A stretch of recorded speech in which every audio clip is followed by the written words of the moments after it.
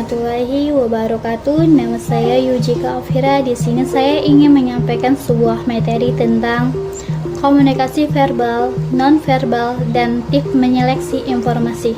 Sebelum kita memasukkan apa itu komunikasi verbal, di sini saya ingin menjelaskan tentang keterampilan komunikasi. Keterampilan komunikasi merupakan salah satu keterampilan yang harus dimiliki anak untuk menghadapi tantangan abad 21. Keterampilan berkomunikasi dapat diajarkan anak pada usia 0-8 tahun, di mana pada masa tersebut anak dapat merangsang atas stimulasi dari dunia luar, termasuk stimulasi atau rangsangan mengembangkan keterampilan berkomunikasi. Nah, komunikasi verbal adalah komunikasi dengan menggunakan kata-kata baik lisan maupun tulisan. Adapun komunikasi verbal dilakukan dengan cara berbicara, membaca, menulis, mendengarkan. Nah, adapun ciri-ciri komunikasi verbal sebagai berikut. 1. Disampaikan secara lisan, bicara, atau tulisan. 2. Proses komunikasi eksplisit dan cenderung dua arah. 3. Kualitas proses komunikasi sering kali ditentukan oleh berkomunikasi non-verbal. Nah, selanjutnya kita akan membahas tentang komunikasi non-verbal. Apa sih komunikasi non-verbal itu? Komunikasi non-verbal adalah jenis komunikasi yang disajikan tanpa kata-kata dalam proses penyampaian informasi, namun dengan menggunakan kontak mata, ekspresi wajah, gerak tubuh, kedekatan, jarak, suara yang bukan kata atau peribahasa, sentuhan, dan cara berpakaian.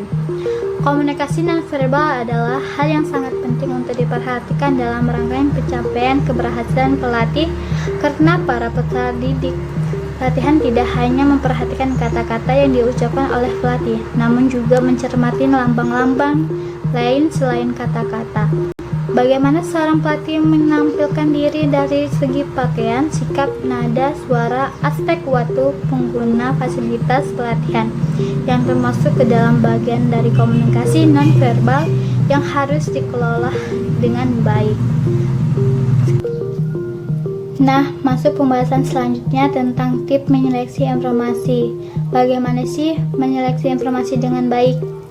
Yang pertama, seleksi informasi dilakukan dengan meneliti dulu biografi seseorang yang menyampaikannya. Jika informasi yang didapatkan dari media online, maka manusia harus meneliti sejarah berdiri media tersebut, meliputi siapa saja yang mendirikannya, apa alirannya, tujuan didirikan, relevan atau tidak dengan perdamaian di Indonesia.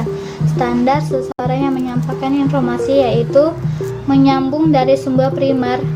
Orang yang menyampaikan harus sikat, sempurna, daya ingat, dan adil. Kedua, meneliti mengenai konten informasi yang disampaikan oleh seseorang secara langsung maupun media online. Informasi dari media online banyak menjadi sumber sekunder, sehingga informasi tidak terlalu valid. Maka manusia perlu mengetahui lebih dalam langsung dari sumber primernya. Jika hal tersebut tidak lagi bisa dilakukan, manusia harus membandingkan dengan informasi lainnya.